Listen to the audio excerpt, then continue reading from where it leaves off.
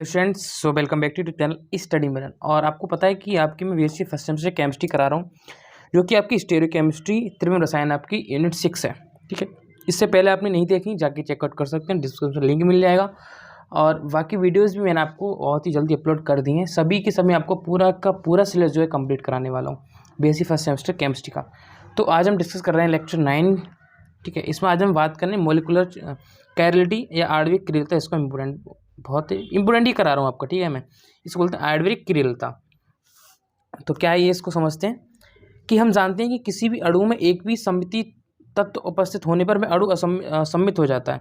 ठीक है, सममिति तत्व क्या होते हैं या उपस्थित जो सममिति क्या होती है उसके बारे में मैंने इससे पहले की वीडियो थी, लेक्चर 8 और 7 दोनों में आपको क्लियर कराया है। वो नहीं देखिए, आपने क्लियर कर लिया होगा। और वह प्रकाशीय समयता का गुण प्रदर्शित करता है, प्रकाशिक समयता का गुण प्रदर्शित नहीं करता।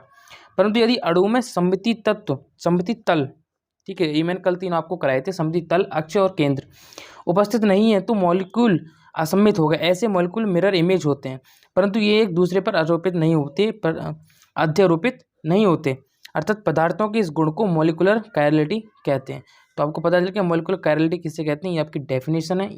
ठीक है, इतने आपको लिखना है अगर शॉर्ट क्वेश्चन पूछा जा रहा है। तो अगर आपको लॉन्ग में है, सॉरी पहले शॉर्ट में आएगी, ये लॉन्ग में नहीं आएगा, सिर्फ शॉर्ट में पूछा है कि मॉलिक्यूलर कैरिलिटी क्या है या आणविक क्रियता आपकी क्या है। ठीक है, इससे स्पष्ट होता है कि ऐसे गुण जिनमें कैरिलिटी उपस्थित होती है वे प्रकाशिक सक्रिय होते हैं। प्रकाशिक सक्रिय, प्रकाश अक्रिय। ऑप्टिकल इन्वर्जन में मैंने आपको क्लियर कराया था कि प्रकाशिक समयावी तत्व कौन कौन से होते हैं। कायरल शब्द की उत्पत्ति ग्रीक भाषा कायर से हुई है। ठीक है, तो इससे आगे का मैं आपको पीडीएफ में कराऊँ क्योंकि टाइम बहुत कम है, स्पीड से आपको सिलेबस कंप्लीट कराना है मुझे। तो आगे का मैं आपको पीडीएफ में कराता हूँ। पीडीएफ आपको चाहिए तो मुझे कांटेक्ट करना है 9411009110 पर। ठीक है, यहाँ से मैं आपको पीडीएफ प्रोवाइड कराऊंगा थ्रू व्हाट्सएप। ठीक है, व्हाट्सएप ही आपको करना है। आप सीधे कॉल करते हैं और मैसेज करते हैं, आपको सीधा व्हाट्सएप पे मैसेज करना है मुझे। ओके, चलते हैं पीडीएफ की तरफ। ओके, अगला टॉपिक आपका निकल कर आता है एरिथ्रियो एंड एंथ्रियो नामकरण। ये होता है कि एरिथ्रियो एंड थ्रियो त्रिविम रसायन में एक सामान्य शब्द है जिसका उपयोग दो स्टेरियोगेनिक या त्रिविम रूपी केंद्र वाले कंपाउंड्स के नामकरण में किया जाता है। किन्हीं दो एंड देखो ये आपका थ्रियो एंड एरिथ्रियो नाम से ही आएगा आपका। एंथ्रियो में वर्गीकृत किया गया है, जैसे इसमें दो नाम में हम वर्गीकृत इसको करते हैं। एरिथ्रियो वे समय भी होते हैं जिनमें दो समान प्रतिस्थापी एक ही ओर स्थित होते हैं, समान प्रतिस्थापी एक ही ओर स्थित होते हैं, जबकि थ्रियो में दोनों प्रतिस्थापी विपरीत दिशा में उपस्थित होते हैं। जैसे अब देखो इसमें दोनों की हमने एग्जांपल लिया है, एग्जांपल देखेंगे। देखो CHO, देखो OH एक तरफ आपके, और यहाँ पे हमने OH एक तरफ लिया। तो डी है फॉर्म, ये तो आपकी एल फॉर्म हो गई क्योंकि हमने एक तरफ OH H कर ली, एक तरफ H एक तरफ OH कर लिया, तो ये आपकी डी फॉर्म, ये एल फॉर्म हो गई। अब इसकी जो फॉर्म है हमने अभी पढ़ी है थ्री फॉर्म में। देखो हमने एक तरफ विपरीत लिया, एक तरफ कैसे लिया। देखो ये देखो OH H OH, तो ये हमारी क्या हो गई, थ्रियोज होगी, आपकी एल थ्रियोज होगी, डी थ्रियोज एल थ्रियोज। लेकिन हमारे जो प्रतिस्थापी हैं वो एक तरफ नहीं है। देखो यहाँ पे HOH है, यहाँ भी HOH है, तो हमारी कौन सी थ्रियोज फॉर्म है ये। ठीक है, और ऊपर वाली कौन सी एरिथ्रियोज फॉर्म है, क्योंकि प्रतिस्थापी जो तत्व हमारे दोनों तरफ एक ही है। जैसे यहाँ पे HH है, यहाँ पे आपका OH है। ठीक है, तो अपोजिट डायरेक्शन में तो आपका थ्रियोज होता है और अपोजिट में आपका एरिथ्रियोज होता है। फिर आपका कन्फर्मेशन, सनुपण क्या है। मीथेन को छोड़कर सभी एल्केन में C' या सिंगल बॉन्ड या सिग्मा बॉन्ड उपस्थित होता है, और सिग्मा बॉन्ड अपनी कक्ष के चारों ओर घूर्णन के लिए स्वतंत्र होता है। इस स्वतंत्र घूर्णन के कारण एल्केन में उपस्थित परमाणु के त्रिविम में अनेक व्यवस्थाएं संभव हैं।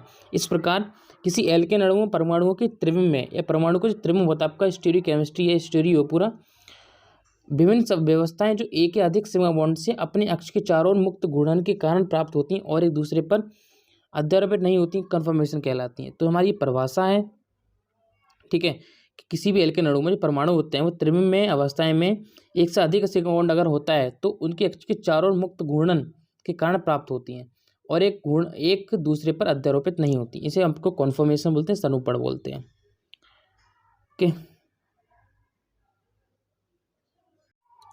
ये विभिन्न अवस्थाएं या व्यवस्थाएं एक दूसरे में परिवर्तित हो सकती हैं और इन विभिन्न व्यवस्थाओं का स्थायित्व भिन्न भिन्न होता है, अर्थात इनमें एक प्रकार की त्रिविम समयता पाई जाती है तथा इस प्रकार की समयता में ना तो कोई बॉन्ड टूटता है और ना ही कोई नया बॉन्ड उत्पन्न होता है। जो इस व्यवस्था में आपका कोई बॉन्ड ना बनता है ना ही टूटता है।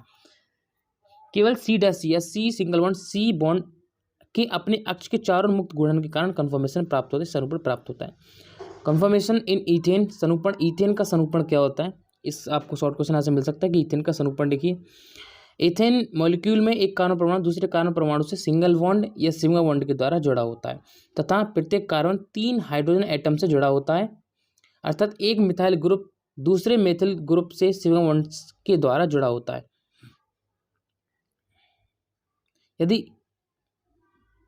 यदि ईथेन मॉलिक्यूल में एक कार्बन को स्थिर मानकर दूसरे कार्बन परमाणु को C डैश या C सिंगल बॉन्ड C अक्ष के चारों ओर घुमाया जाए तो एक कार्बन से जुड़े हाइड्रोजन एटम भी दूसरे कार्बन के सापेक्ष मुक्त गुणन करने लगते हैं।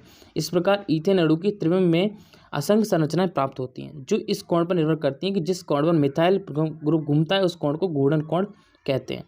ठीक है, तो आप डेफिनेशन इसको लिखना चाहे लिख सकते हैं, लेकिन यहाँ से आपकी ये इंपॉर्टेंट है इस प्रकार से, और यहाँ तक आपकी इंपॉर्टेंट है। ठीक है, एथेन मॉलिक्यूल में अनेक कन्फर्मेशन संभव है जिनमें 3 मुख्य हैं। तो एथेन मॉलिक्यूल में हमारी जो कन्फर्मेशन सनुपण होती है वो संभव है जिनमें आपकी 3 मुख्य होती हैं। समझते हैं कौन कौन सी। आपकी आती है इक्लिप्स कन्फर्मेशन या ग्रासित सनुपण। ग्रासित, यदि एथेन मॉलिक्यूल का वॉल किया जाए तो इस मॉडल को इस प्रकार देखें कि हमें केवल एक ही मिथाइल ग्रुप दिखाई दे, हमारी आंखों के ठीक सामने हो, और दूसरा मिथाइल ग्रुप दिखाई दे, अर्थात आगे वाला मिथाइल ग्रुप पीछे वाले मिथाइल ग्रुप को पूर्णतः ढक ले। तो इस प्रक्रिया में केवल एक ही मिथाइल ग्रुप दिखाई देगा। इस प्रकार कॉन्फर्मेशन को एक्लिप्स्ड कॉन्फर्मेशन कहते हैं। ठीक है, देखो ये हमारा फिगर है, इसको आप इसको जो ड्रॉ कीजिए।